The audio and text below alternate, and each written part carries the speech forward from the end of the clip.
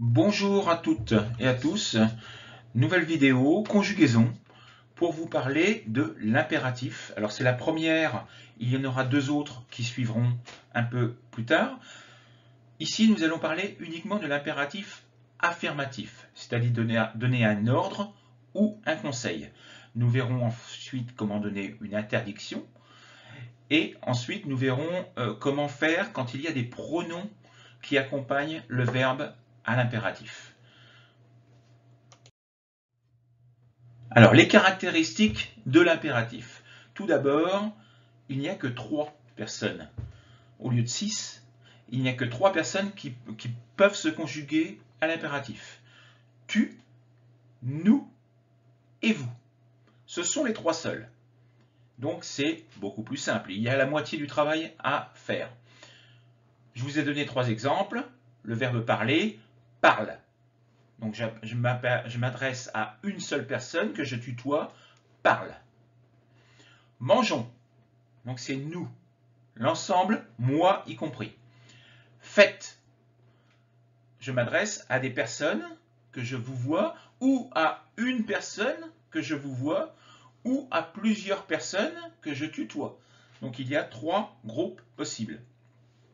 Vous remarquerez que je n'écris jamais le sujet. Je ne dois pas mettre tu, nous, vous. À l'impératif, on l'enlève.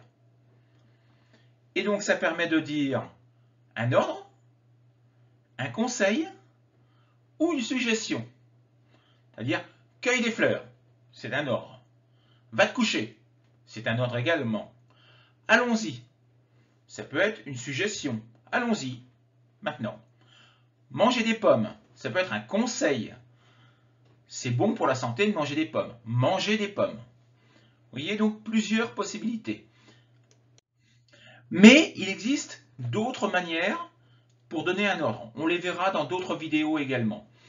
Vous pouvez par exemple trouver, notamment sur les pancartes, on voit beaucoup, sur les murs, l'infinitif, directement. Traverser sur les clous. Ne pas donner à manger aux animaux. Ce sont des ordres que l'on trouve très souvent donc sur les pancartes. Ne pas traverser.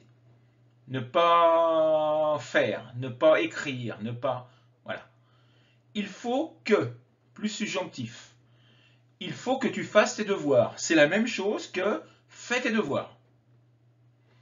Il faut que nous allions faire les courses. Allons faire les courses. Les deux représentent un ordre. On peut enfin utiliser le verbe devoir, suivi de l'infinitif. Tu dois faire tes courses, ou tu dois faire les devoirs. C'est la même chose que fais tes devoirs. Vous devez écrire à vos parents. Écrivez à vos parents. Vous voyez, plusieurs manières possibles de donner un ordre, mais aujourd'hui, on va se limiter uniquement à l'impératif.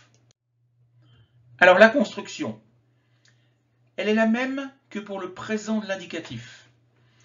La seule règle qui change, c'est que avec tu, au présent de l'indicatif pour les verbes en ER, on met un S. Tu manges, il va. Vous voyez, il y a toujours un S. À l'impératif, on enlève le S. D'accord? C'est également valable pour certains verbes du troisième groupe. Je vous ai mis la liste surlignée en bleu. Donc ces verbes-là, il faut retirer le S également quand vous le conjuguez à la deuxième personne du singulier. Donc, nous allons voir que certains d'entre eux d'ailleurs sont irréguliers. Il y en a 4 qu'il faut connaître par cœur. Par contre, ce S revient si le verbe est suivi d'un pronom en ou i. J'y reviendrai tout à l'heure également. Alors, voici quelques exemples. Le verbe aimer, vous voyez, présent, tu aimes, nous aimons, vous aimez. C'est la même chose, sauf que j'ai retiré le S de tu aimes. Présent de l'indicatif de bondir, verbe du deuxième groupe, comme finir par exemple. Tu bondis, nous bondissons, vous bondissez. À l'impératif, c'est exactement la même chose, on a juste retiré le sujet. Troisième groupe, descend, descendons, descendez.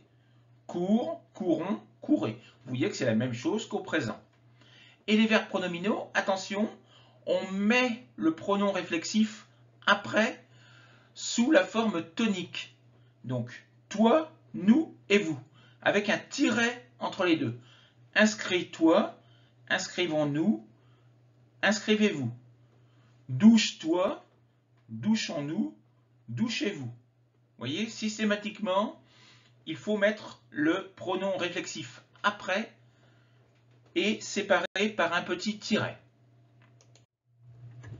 Alors, je vous l'ai dit, il y a 4 exceptions. C'est le verbe avoir, le verbe être, le verbe savoir et le verbe vouloir, qui n'utilisent pas la racine du présent de l'indicatif, mais du présent du subjonctif. Donc il faut connaître ces 4 verbes par cœur. Donc avoir, c'est est, ayons, ayez. Être, c'est soit, soyons, soyez. Savoir, c'est sache, sachons, sachez. C'est pas très facile à prononcer. Et vouloir, c'est veuille, veuillons, veuillez. Il y a la possibilité de le mettre au présent de l'indicatif pour le verbe vouloir. Les deux conjugaisons sont correctes. Et donc pour les verbes du premier groupe, je vous l'ai dit tout à l'heure, ils perdent le S, sauf s'ils sont suivis d'un pronom i ou en. Par exemple, je vous ai mis va manger, vas-y, ou va à l'école, je ne mets pas de S, vas-y, je rajoute le S pour la prononciation. Mange du chocolat. Là, je n'écris pas de S. Mange-en, là, je suis obligé de rajouter le S. Et vous avez vu que j'ai fait la liaison. Mange-en. Vas-y. Mange-en. Donc, il faut, c'est pour la prononciation, on rajoute le S. Alors, voilà, la vidéo est terminée. Vous trouverez des exercices sous cette vidéo directement sur YouTube. Je vais vous mettre les exercices à faire et les corrections. Et puis donc vous aurez 2 prochaines vidéos très bientôt sur l'impératif négatif et sur l'impératif des verbes pronominaux ou qui sont accompagnés de pronoms personnels. Nous verrons ça un peu plus tard. À bientôt. Au revoir.